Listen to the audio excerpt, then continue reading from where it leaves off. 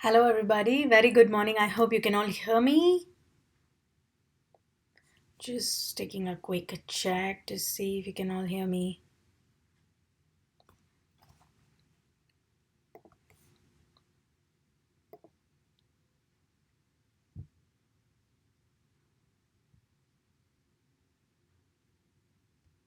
All right.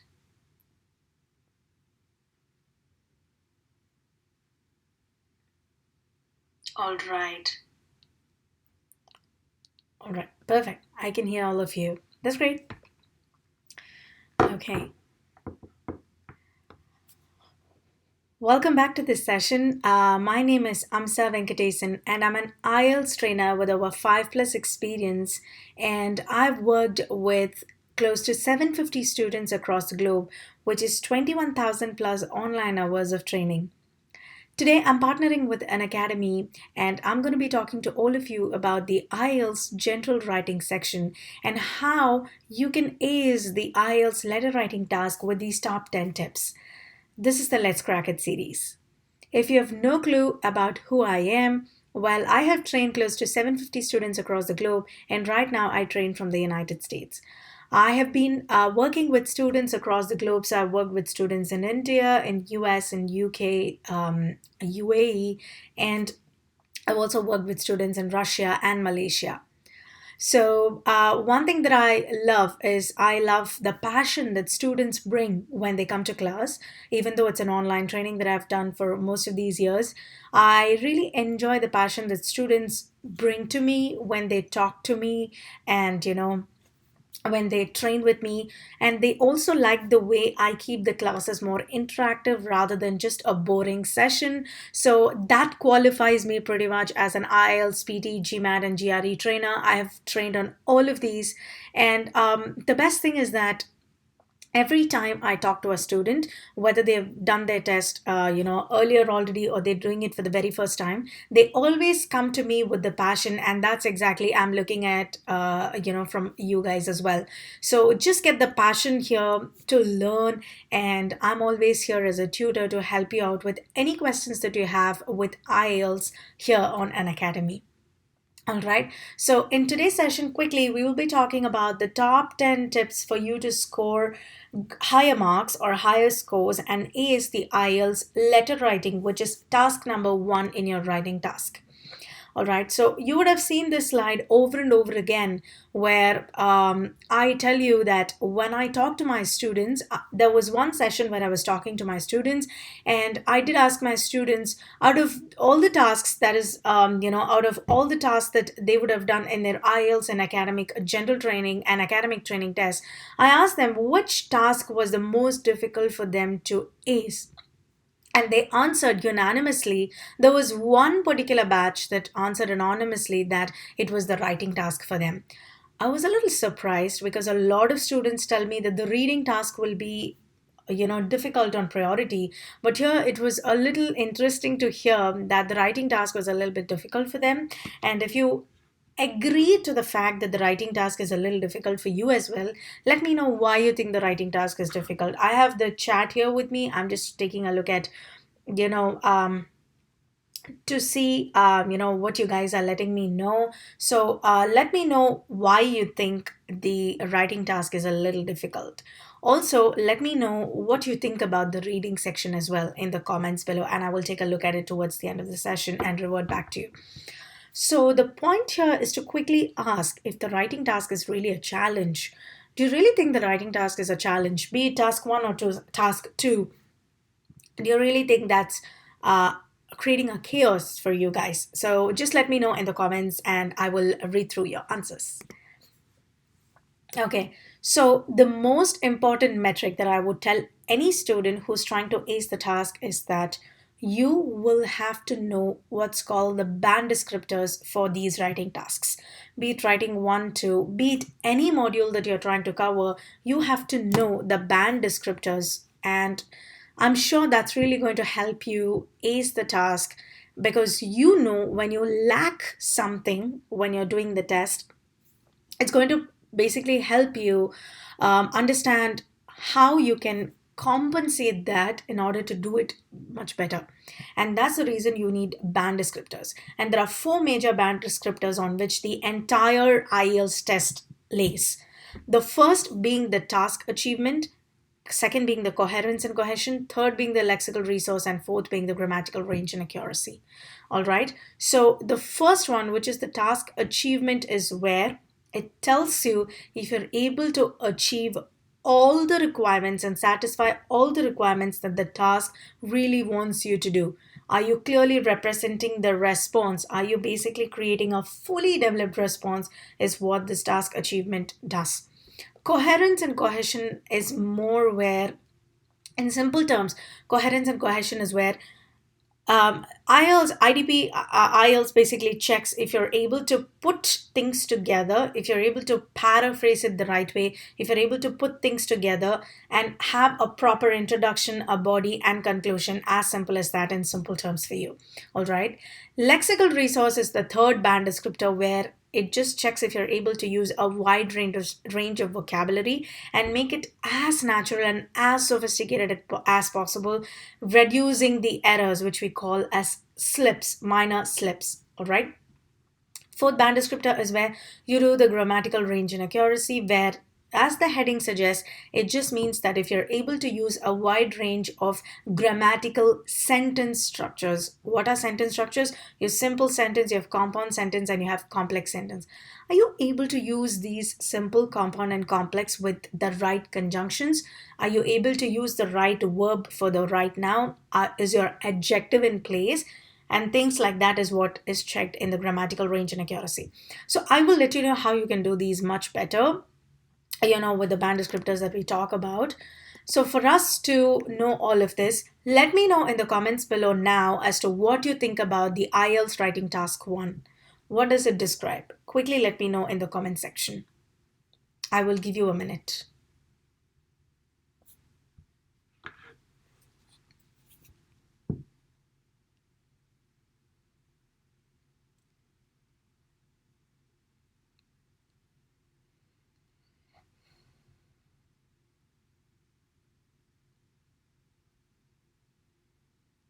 Yeah, okay. So in terms of understanding the IELTS writing task 1, it is a task where you respond to a given problem with a letter.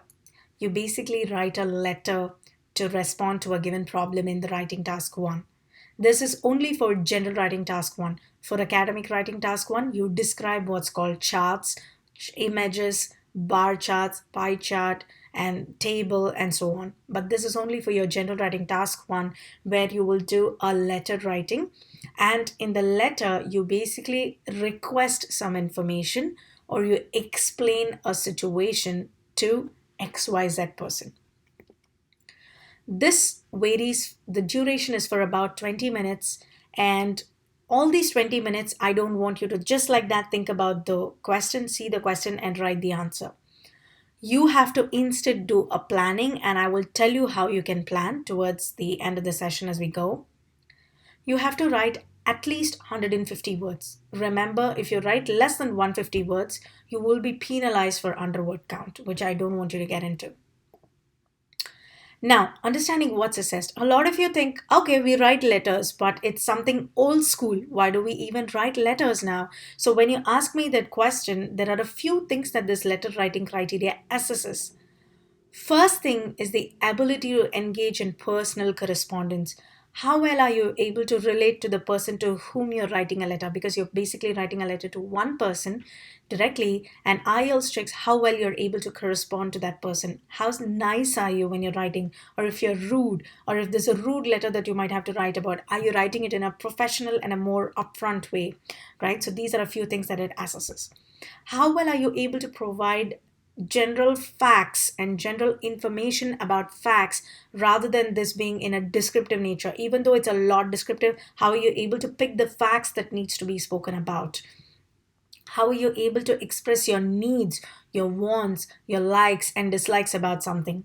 How well are you able to express your opinions? That is, if you have a view to talk about or if you have a complaint to make, how nicely are you able to put it in place? So this is the reason why they are asking you to even write a letter, even though it's the age of emails. And we do telegram messages, we send it on WhatsApp, we just send it on email. WhatsApp people are available like this, but still they ask you because they want to see how well you're able to express things in personal correspondence to a person one on one, right? Now, there are three types of letters. For you to understand the letter writing in detail, we will write three types of letters. One is a formal letter, the other one is a semi formal, and the third one is an informal letter. All right. So formal letter is where I'm just going over this a little quickly. So you can always hop on to my plus sessions for detailed letters, for detailed understanding on all these and specific strategies to ace in your writing task 1 and 2. Okay. So in your formal letter, you are basically writing to someone you have no clue about. You don't know the end person that you're trying to talk to, but you just know that you're writing a letter to some X or Y or Z. Okay. And the formal letter is usually written to some kind of a private or a public institution. So you're writing to a very sophisticated institution. When I say sophisticated, it means to a very polite party. Okay. You're writing to a bank, you're writing to an insurance company, an airline, or a local council, or a university. It could be anything. All right. So it has to be very formal, extremely formal, where the opening and the closing of the letter plays an important role when you're doing the letter. In the opening of the letter, you have to definitely write Dear Sir or Madam, because it's a very formal letter, extremely formal. So you say Dear Sir or Madam, and you close it by saying Yours faithfully. And you can create any made up name. You don't have to place your original name if you're not comfortable. Just have a made up name, Jim, Tom, Harry, whatever you want to do, right? Semi-formal letter is where you're usually writing to someone you know, or at least you know the person that you're addressing to. You know the name of the person that you're talking to, even though you don't know them at a personal level. For example, you're writing to a landlord. In most of the cases, you at least know if you live, outside the US, somewhere in India, we have always known the name of our landlord because we talk to landlord. But in the US or in the UK, I think mostly it's where the rental agency takes over the house and we don't know the name of the landlord. So the landlord here becomes the rental agency that we talk to, and we usually know the name of the person that we're talking to. So that's why it becomes more semi-formal, although we don't know the person personally. Okay. So we are talking to the landlord when we are talking to the employer, the librarian, the doctor, school counselor, and teacher. So that's in the case that we do it. Okay. And the opening here is again Dear, and closing the letter becomes, instead of Yours faithfully, it becomes Yours sincerely. All right. It becomes a little more nicer. All right. And in terms of your informal letter, it's where you're writing to someone you know very well, like a friend or a family member, your cousins, your boyfriend, your girlfriend, your husband, whatever it is. That's when you write an informal letter. You know the person at a very personal level. You've been with them. So you can make the letter more personable. Again, Dear Mom, Dear Dad, Dear Husband, Dear Tim, if it's your boyfriend, your girlfriend, whatever it is.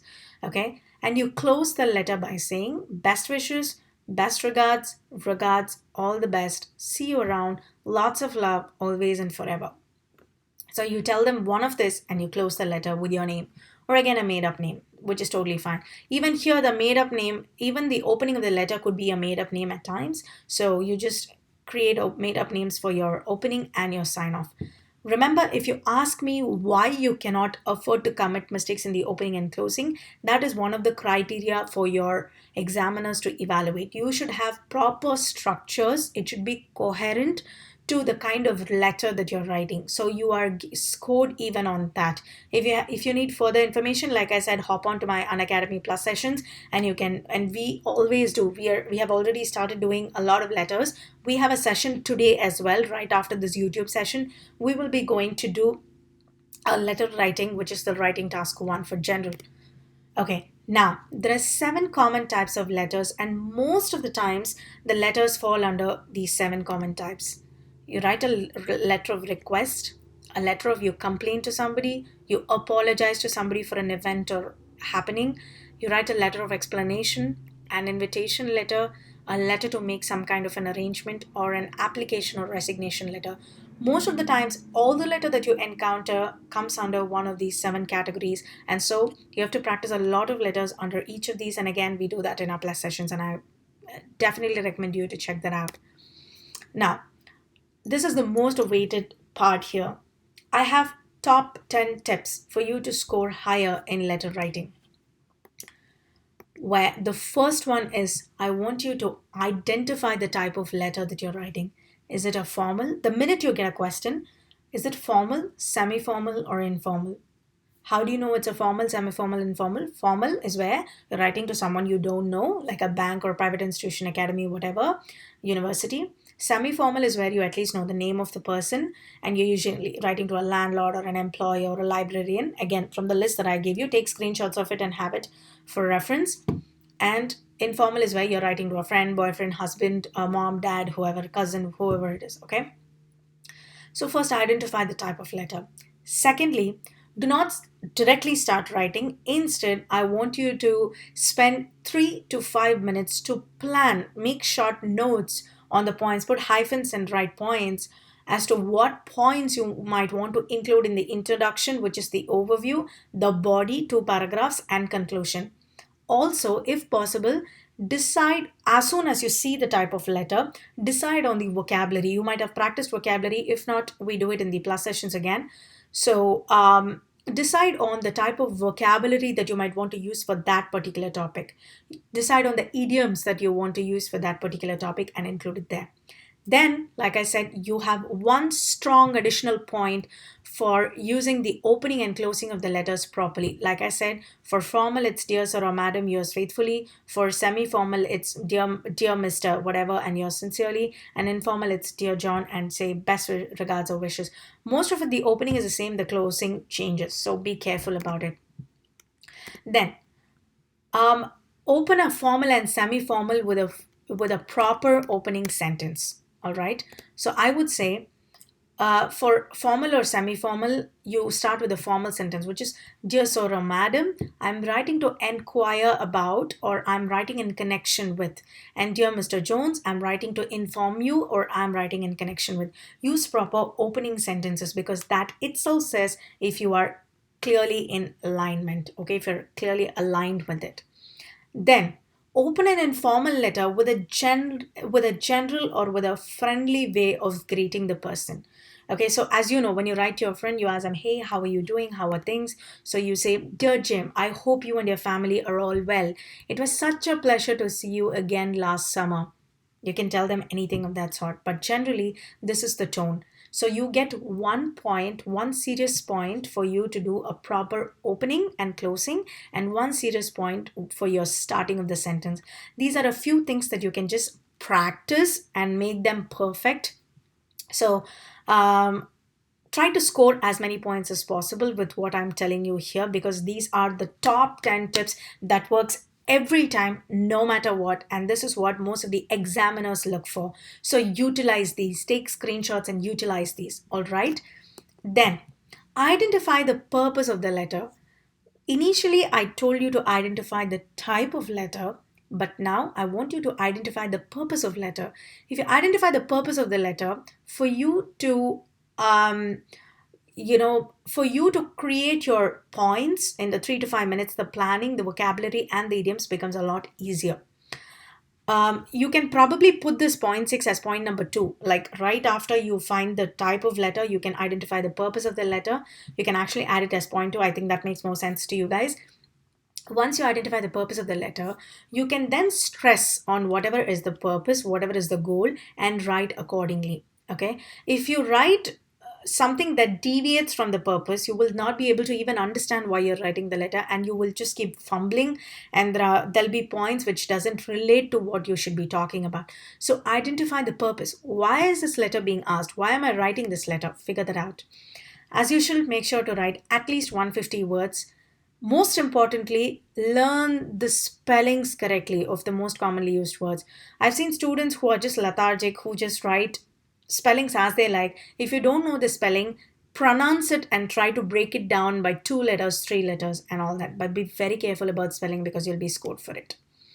And then learn the standard written phrases.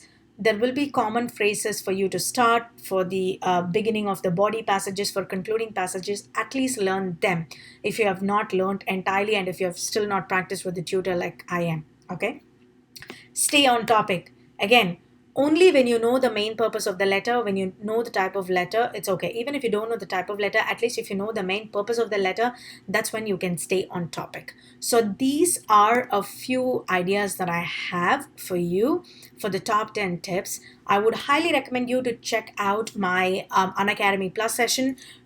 To let you know, we have a lot of sessions going on. We have a lot of students who are participating, asking constant doubts, and I want you to definitely take an immediate step in registering. You can choose among any of these plans, but I would highly recommend a 12 months plan. If you think 12 months is way too much, think about a 1, 3 months, and 6 months plan. It's going to be highly beneficial for you. I would recommend you taking 1 month. Try it, and I'm sure you're going to like it because you're going to have unlimited access to classes, flexible timetables. You can download and watch the recordings offline, which is the most amazing thing that students say is there. You have a lot of EMI options available, and I'm sure you're going to find each and every trainer that you learn from, including me, is going to be completely worth it for you guys, and I hope you will really enjoy it. Well, if you liked this video and found the tips useful, first of all, comment below which tip was the most helpful for you and which, if you really like this video. And if you like it, again, like this video, share and subscribe to Unacademy IELTS YouTube channel. I have my next session on how to write an introduction to your IELTS writing task 2 tomorrow, that is 24th December at 9 a.m. Eastern Standard Time, which is 7:30 p.m. IST. I will see you in the next session and let me know what really impressed you. Thank you so much.